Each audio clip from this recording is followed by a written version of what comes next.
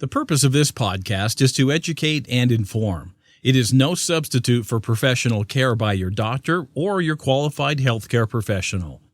Never disregard or delay professional medical advice because of something you've heard on this podcast or in any linked material. Guests who speak on this podcast express their own opinions, experience, and conclusions. Dr. Shirley neither endorses nor opposes any particular opinion discussed on this podcast. The views expressed on this podcast have no relation to those of any academic, hospital, practice, institution, or other entity with which Dr. Shirley may be affiliated. Welcome to Forever Fab, the podcast on fashion, the art of living, and all things beauty. This podcast is curated by Dr. Shirley Madeir, MD, as the definitive source of holistic wellness through beauty.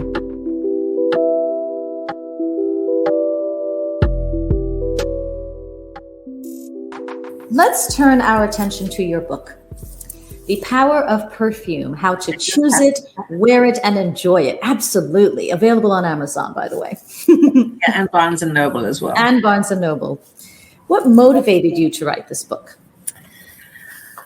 Well, I love to write. I've always written. I've written articles. In fact, I was the beauty editor of one of the beauty magazines and wrote articles about fragrance and just really have always been inspired to write. I think I was also a language major in South Africa and so on. So I love to write. I could tell, Sue. I could tell. Your diction, your choice of words, your syntax, everything. I very much appreciate it all because I was an English major. So those things, it means a lot to me. Well, it means so much to me, too, to have you say that, and I appreciate it. When I was at LIM College and FIT as adjunct professor, creating fragrances and being in the department, I would always say to my students when they got up to present, if you use the word like incorrectly, you're going to be really, penalized. It's so interesting to say, well, like, I can't even say it because it's an anathema to me. So, but it really sort of hurts my ears when I hear syntax and those words being used incorrectly. It's not that I'm a snob. It's just how I love to hear the English language. And also as an actress, you communicate and you emote words. So COVID happened and all the business that I was working on, the corporate events and the team building events and the custom fragrances came to naught. Of course. And that was when I said, self, what about writing your book? And I said, okay. And I just started to write it. And I've written so many articles over the years, and I'm so fortunate that I've been able to really express my love and my passion for fragrance. And so that's what I did. And it's called The Power of Perfume. Yes. And it's a fun read because it's not a lengthy tome. It's, mostly a lot of different paragraphs and, chapters, interesting chapters about fragrance through the decades, what different fragrances are really come to mind when you think about different decades, the 60s, the 70s, the 80s, and the 80s was just so ebullient and very big and bold, and the days of Georgia and big hairdos and big shoulder pads. So the fragrance was big too. And then there was a retraction. And then in the 90s, things became more transparent and sort of less overt. And so the labels and the designer labels became, receded. And so the fragrance was a little bit watery and more ozonic and more lighter.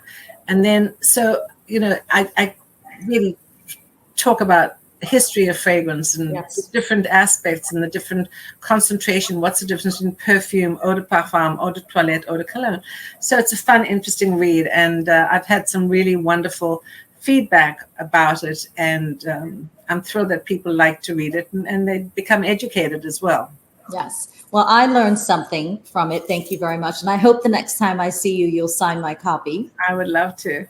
But I learned, and I'm paraphrasing here, but essentially what I did not know is that fragrance, like fashion, fragrance reflects the times. So art imitates life, and it is very much the same with fragrance. So I thank you for elucidating, enlightening me about the decades and how fragrance followed. So if we stay with that art imitates life and fragrance reflects the times, what fragrance would you choose for the times we are currently in? Well, lovely question, and thank you.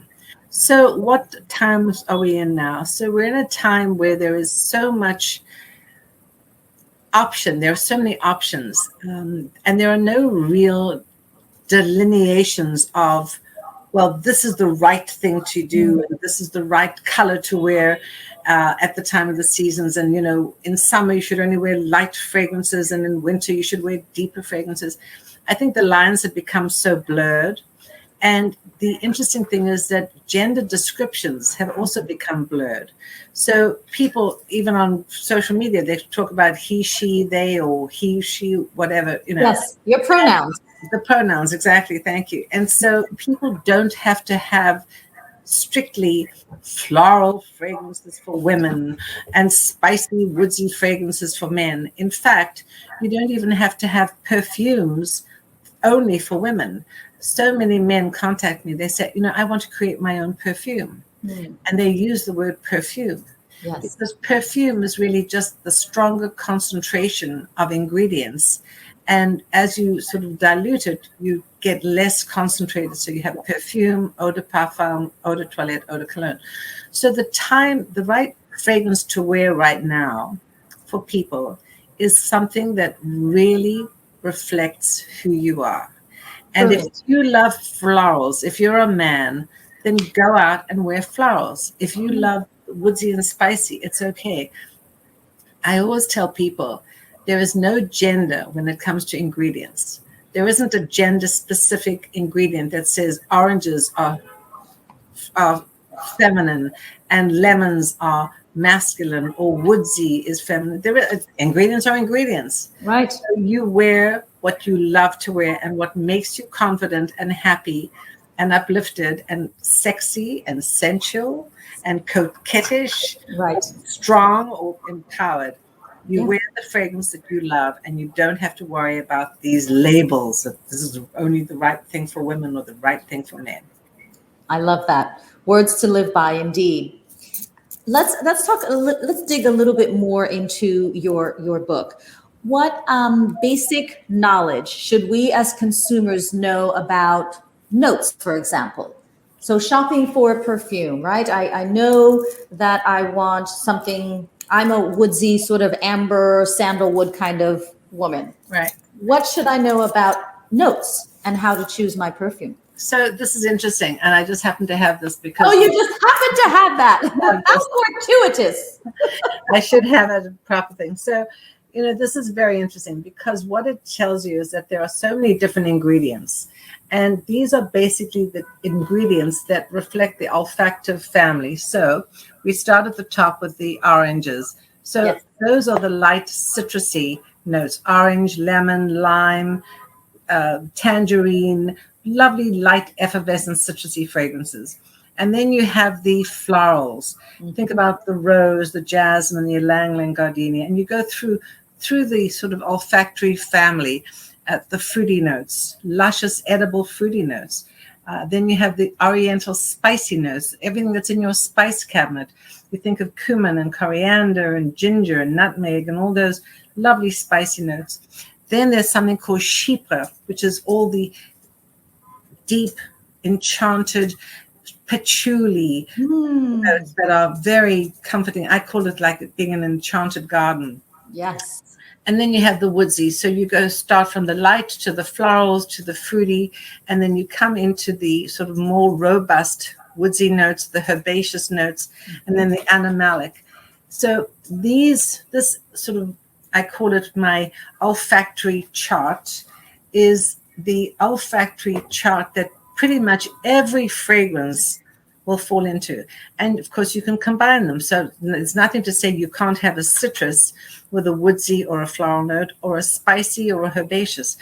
But understanding the olfactory chart helps you to understand that there are crossovers and there are combinations. And this is a lot to understand. So what I've done is on my website, I created a scent personality quiz. And Love the it. scent quiz is so interesting because it basically takes these 8 families, but it divides them further into 4 main families: fresh, floral, woodsy, and spicy. And people can understand that. So typically in summer or in spring, you want something fresh. In winter, you want something a little more woodsy or a little spicy or a little warm.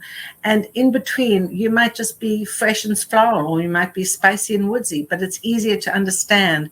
So taking the scent personality quiz helps people understand the power of the olfactory personality. Oh, yes. And to say, that now I know why I don't like such a fragrance, because maybe I don't like spicy, or maybe I don't like florals, or maybe I don't like woodsy. And then you don't have to have a fragrance that has those, because you can come to me and I can create a custom fragrance for you. Right, right. And I also think it's important to know that the olfactory system is very much connected directly to our brains and sends signals to our emotional centers. So it's very true that in order to choose a scent, we should know ourselves. Right.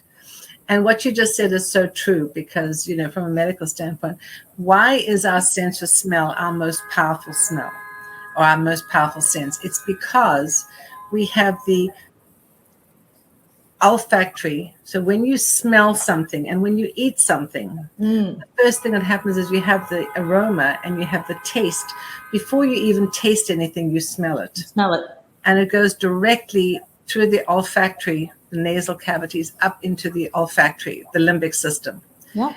And that is why our sense of smell is so powerful, because it connects taste and aroma, and of course emotions, memory and emotions. Brilliant. Brilliant how we're made. It's so incredible. Another question: as consumers, Sue, should we be concerned about natural ingredients versus synthetic ingredients and the environment? What's your position on that? Definitely. I get calls all the time. In fact, somebody called me today, said, Sue, I've been wearing the same fragrance for years and years and years, and now I don't like it anymore. It's changed. They tell me it's the same name, and they tell me that it's made by the same company, but in fact, it's different. And so what's happened is, very sadly, there are many ingredients that have been, quote, discontinued or totally abandoned because it gives people allergens. Now, I don't believe there's a single flower that has ever really put somebody in demise, because florals and beautiful ingredients are not going to, they're not going to demise you, shall we say. I don't want to use the other word. But there are certain ingredients that have been established by the EU and the FDA by saying, those ingredients cause allergies and so on. Well, the FDA has also said that peanuts cause problems. Have they banned peanuts? Have they banned peanut butter? No, they just have the warning labels. So if you know that you're allergic to peanuts or peanut butter, don't buy them. Right. And the trouble is, with many, many fragrance ingredients, certain fragrances have been discontinued or the formulas have changed because they said certain ingredients cause allergens. And what happens is the fragrances change. They are so totally reformulated with synthetics, and it becomes a problem. And that is one of the reasons so many people say now, I can't wear fragrances, they give me headaches and allergies. Surely, I've been in the fragrance industry longer than most people have been born, and I will tell you that I've never heard more complaints about headaches and allergies than I have in the last, say, 5 to 10 years. And it's so upsetting, because beautiful fragrances that were so popular and were really so reflective of a certain decade or became your signature scent have been changed, and it's a problem. I actually hear the same. I know people who can no longer wear a fragrance because that same fragrance, after frequent or daily use, has caused a rash. Right. Yeah, it's fascinating. Speaking of the brain, and speaking of our incredible sense of olfaction and how we smell, and how the sense of smell is associated with our brains, memory, emotion, etc. let's speak about the work that you do, the incredible work that you do with long haul COVID patients who have lost their sense of smell or who suffer from anosmia. How are you using your gifts and your talents, your know-how, your experience, your knowledge, all of you, to help these patients, to help these people? Oh, thank you so much for this. So this has become very exciting. And again, serendipitous. I didn't plan on doing anything. So when I was writing the book, one of the TV stations said, Sue, we want to, profile your book and we'd love you to come and talk about it. But do you think you can help long haulers regain their sense of smell? At the time, I didn't even really realize how fundamentally upsetting that was, that long haulers lost their sense of smell. And I have 18 different perfumes. These are just small little samples of them. Yes. And I took the lady on what I call a fragrance journey or a scent healing journey. Ooh. And she was able to, after 7 or 8 or 9, smell something. And she stopped and she said, Sue, I smell something and it's beautiful. And she started to cry. Oh. And it was so powerful and so emotional. And the story went viral. And that was probably last May or June. And I've now helped over 100 people regain their sense of smell. And amazing. In fact, it is amazing. Now I have a scent healing kit. Oh my gosh. This is it. And so up here, you can see actually the names of the fragrances. So I've actually labeled them 1 to 18. And then there's a little sort of cheat sheet, which you can actually take out and read. But the reason I do it, I label them 1 to 18 is I don't really want you to be swayed by what the name is. It could be citrus or floral. And I really want you to train the brain. And what happens with COVID and anosmia, and actually not just COVID, sadly, many people have lost their sense of smell through either viral problems or colds. Or I have a client who actually, and we were on last night, Facebook group live and Zoom. He was sprayed by a skunk 5 years ago. And this is a very, wonderful guy who was out in the garden with his wife, and they saw a badger or a groundhog, and a skunk came along, got upset, stood up on the hind legs, and sprayed David in the mouth. He said it was so awful, it was so horrifying. So not only did he throw up a few times, but it left him with anosmia for 5 years. Now, I'd worked with him before about something about 5 years ago, and he contacted me. He said, Sue, I heard what you're doing.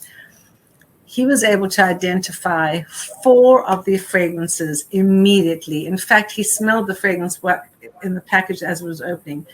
And over the last 3 or 4 weeks, he's now been able to identify all of them. First it was 4, then it was 12, now it's all 18. And what he told me last night was that the intensity of the fragrances are now getting stronger. He's able to really identify them. So it's been so remarkable that I've been able to help so many people understand the power of fragrance, but more importantly, the incredible knowledge and power that the brain has. And you know this, that when I tell my clients, I said, I want you to concentrate and to focus and to smell with your brain and to retrain the brain. Because one of the things that happens is, from the second we're born, it's an automatic response. We smell immediately. Yes. And we go through life not even thinking about it. Even the adage, go and smell the roses, stop the roses. It happens for a reason.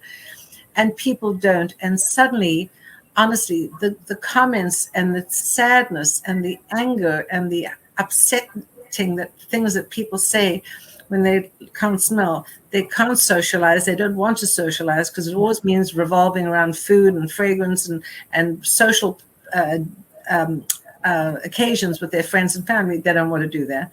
Some people have put on so much weight because they try and smell and taste everything and they put on the weight. Or conversely, they lose weight and because they don't even want to eat food. So it's been devastating. So I've actually been helping people. And I have to tell you something very exciting. Yes. We just had my second book approved, and I'm working with a wonderful neuroscientist, Dr. Mila Emerald, who's Wow. helping understand and put the scientific aspect of Wow. arousal and olfactory, and I'm doing the fragrance, the creative. So we're combining, and it's very exciting. We just got the approval yesterday from the publisher, so yay! And this is going to be very exciting. And then another neuroscientist is talking to me and about conducting clinical trials because of all the work that I've been doing. Oh my gosh. Now suddenly, Dr. Shirley, this is really going to be, it's not just, taking pretty perfume bottles and smelling. No. Really going to make a big difference. And I am so, so excited. Sue, this is next level. I know. Sugar. I wasn't going to say sugar, but young people maybe listen. This is next level stuff. The brain, the plasticity of the brain is so beautiful.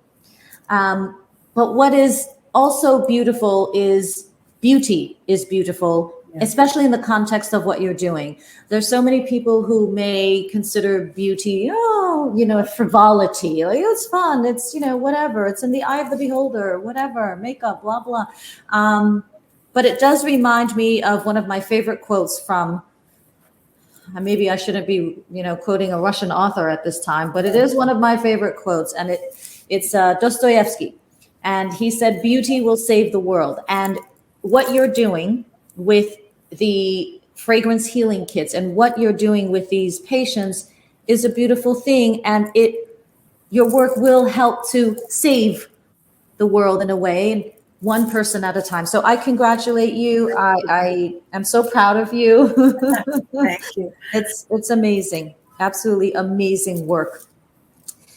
In terms of you now, and you personally, do you have a dream scent that you want to create? Oh, yes.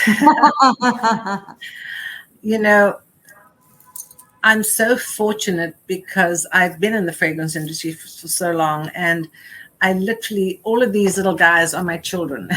I really do love fragrances. And for me, how I feel and the mood and the weather and occasions will help me determine what fragrance I want to project that day. But on the other hand, I have created my own custom fragrance. And when I wear it, I literally have people stop me in the street because it's sort of the trail, the sillage. And so I just want to wear a fragrance that stops people in the street. And when I do, and people contact, I no word of a lie, 2 weeks ago or 3 weeks ago now, I was coming from one place to another and I had my fragrance on, and it was a cold, wintry day. And I've told the story before. This person was wrapped all in a heavy coat with a heavy hood and, the glasses. So I didn't know if it was a man or a woman, but I was walking down and suddenly I get a tap on the shoulder and I turned around. I got startled. This is New York City. Yes.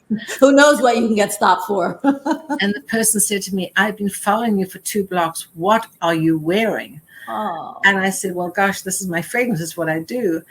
And the person said, well, how do I find it? So I went into my handbag. I found a business card and I sprayed my fragrance that I was wearing on the card. I just had a little bit. I would have given it to the person, but I didn't think it was a good idea to give a used fragrance to somebody. Yes. But I gave my business card, and 2 hours later, literally 2 hours later, this deep voice said, hello, this is Odell. I said, sorry, who's Odell? Oh, this is the man. I said, you're a man? I had no idea. I couldn't tell behind the coat and the hill. Anyway, he said that he just was dreaming about this fragrance. He couldn't get enough of it. And he came in the next day and he met with me and I created the fragrance for him. Wow. So those are the moments that I literally live for. When somebody says to me, it's nice, that doesn't cut it. Or it's okay. To me, it has to be either amazing or terrible. Just there's nothing in between. And the fragrances that I like to create, I wanted them to elicit that kind of response, that somebody can feel and say, I want to follow you and I want to wear that and I want people to follow me. Yes. So that's the type of fragrance that I want to create, to make people feel confident and reflect who they are and just feel so empowered that you can wear a fragrance and you can conquer the world. Well, that is the power of perfume, Sue. Now, if only we could find one to help stop war, right? Yeah, Oh sure, my gosh. for sure. Speaking of you and your personal fragrance, what do you do to decompress? How do you de-stress? Does it involve fragrance? Yes, it always involves fragrance. When I leave to go out, even when I go to the gym in the morning and I come back, I honestly literally feel undressed if I don't wear fragrance, even if it's to the gym. And I know some trainers, they say, no, don't wear fragrance. Or you go to some medical doctors and they don't want you to wear fragrance. Well, if I don't wear fragrance, I literally feel undressed. And so definitely fragrance is part of my journey. I always have music playing. I don't have music now because I didn't want to interrupt the broadcast. Thank But you. music and fragrance, and I love to cook. So I cook every day, and I have my wonderful assistant with me, and we eat every day, and we have different things, and every day is a different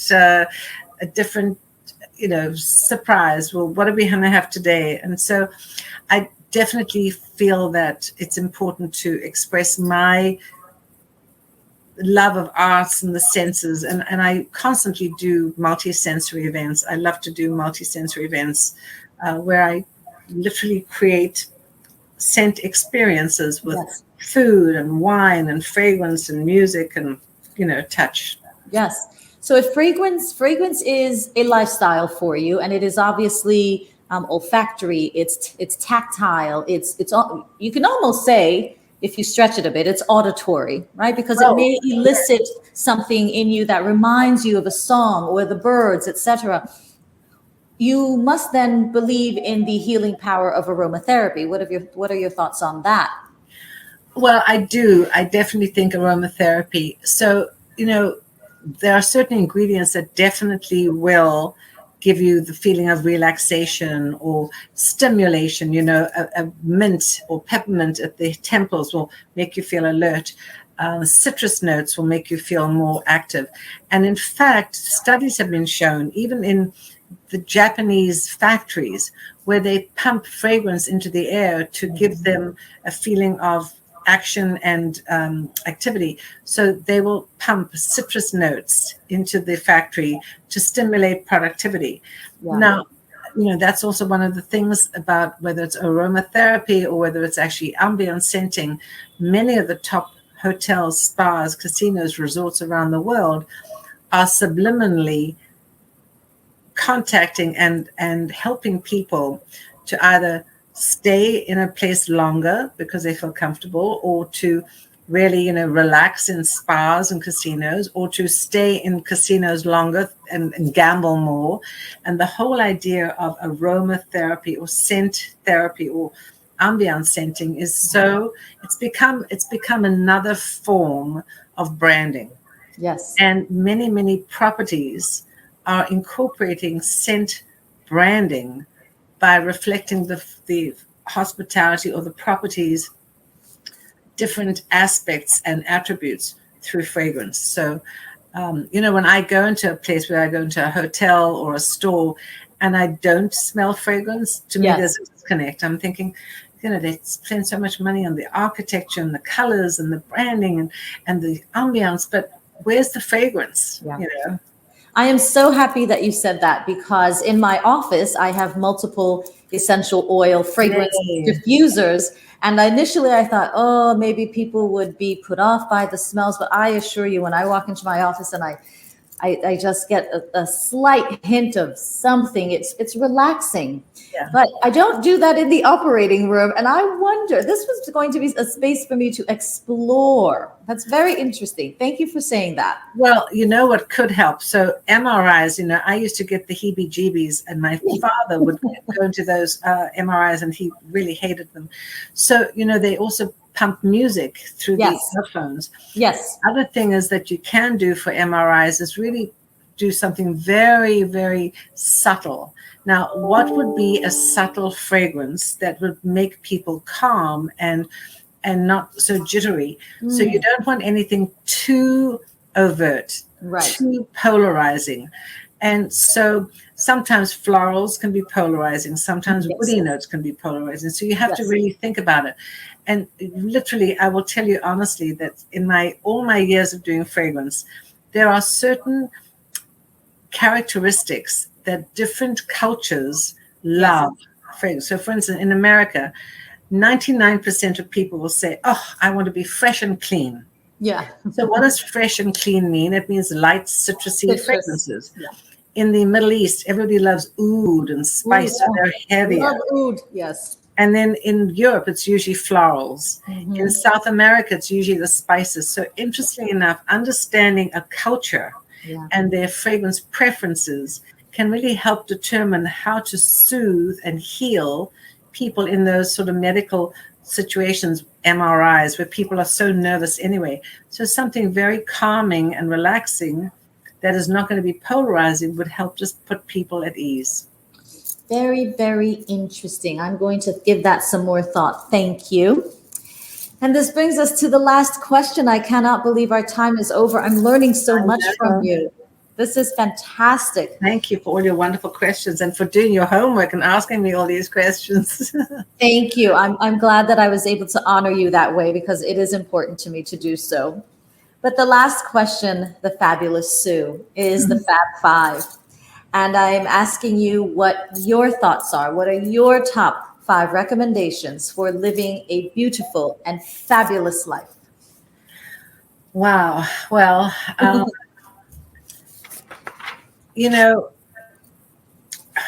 course, find a fabulous fragrance that you love and that reflects who you are. Yes. I also think so. I speak to so many young people, and we've had such a challenging time for the last couple of years, as we know. Yes. COVID has been so awful, and some people have just given up, and some people have accepted it as, well, this is life. So one of the things that I really believe in, and this is honestly my mantra, I never give up.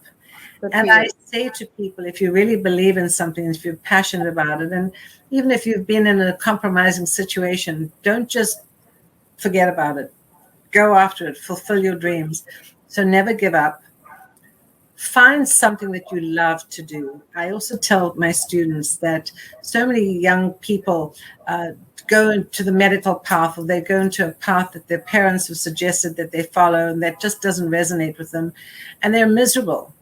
And, they're in these situations for maybe a few years, and finally they say, that's enough. And they've spent so many years wasting and regretting.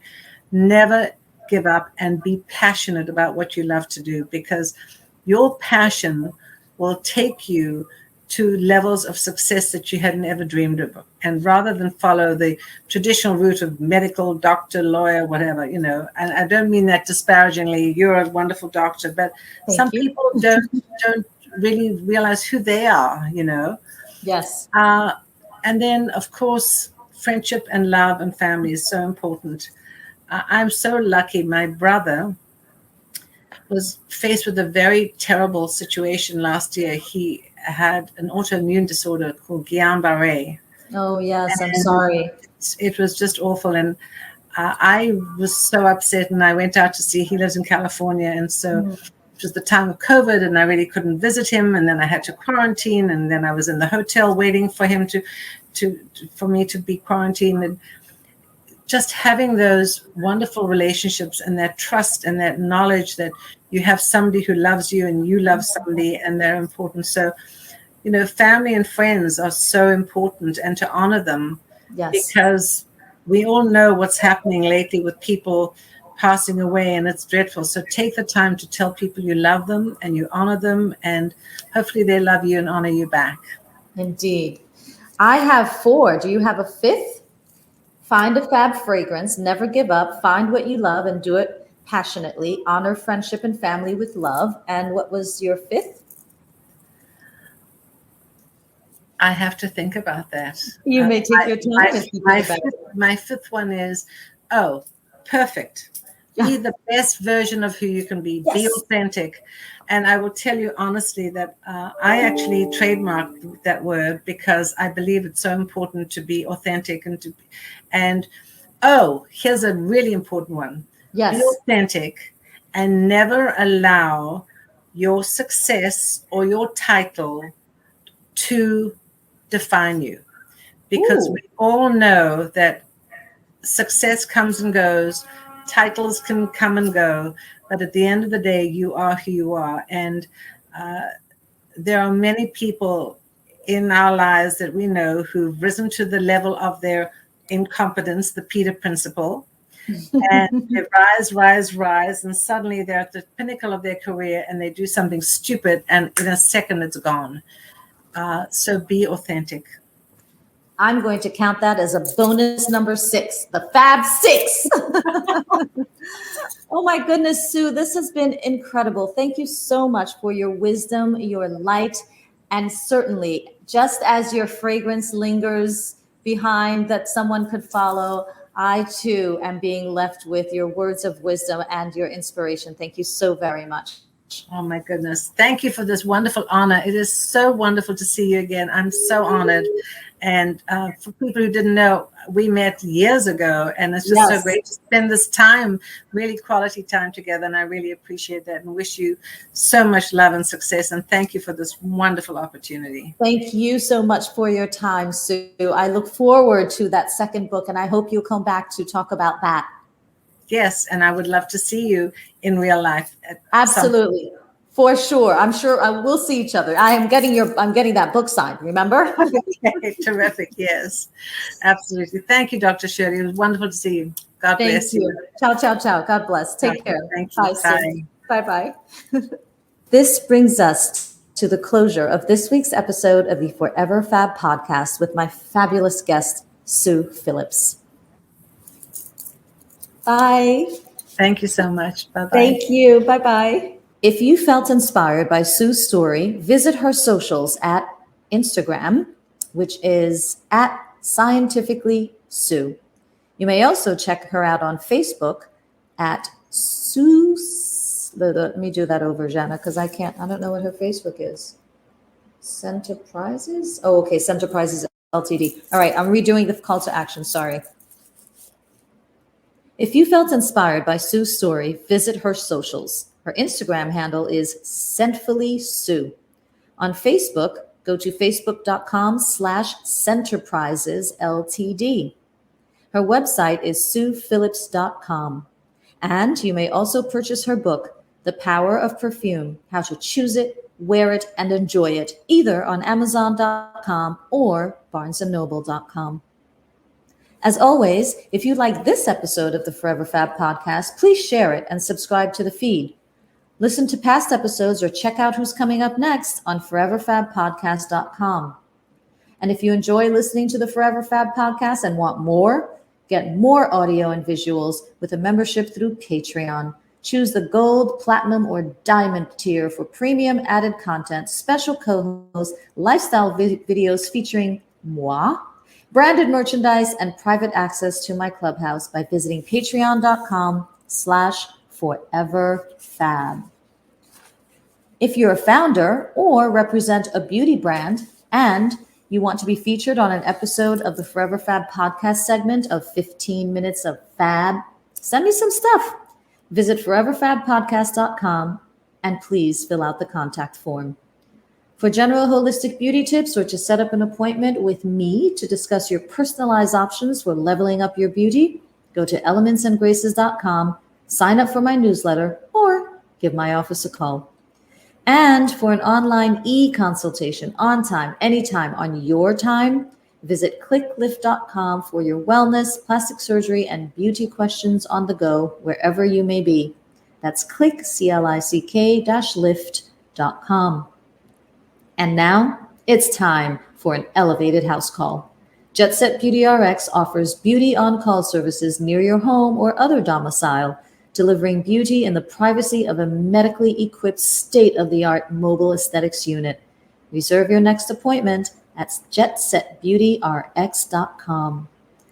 Thank you for listening to this week's Forever Fab podcast episode. Until next time, stay beautiful and fabulous inside and out. Thank you for listening to this week's episode of Forever Fab, the podcast on fashion, the art of living, and all things beauty, curated by Dr. Shirley Madeir, MD. Live beautifully and help make the world a more beautiful place.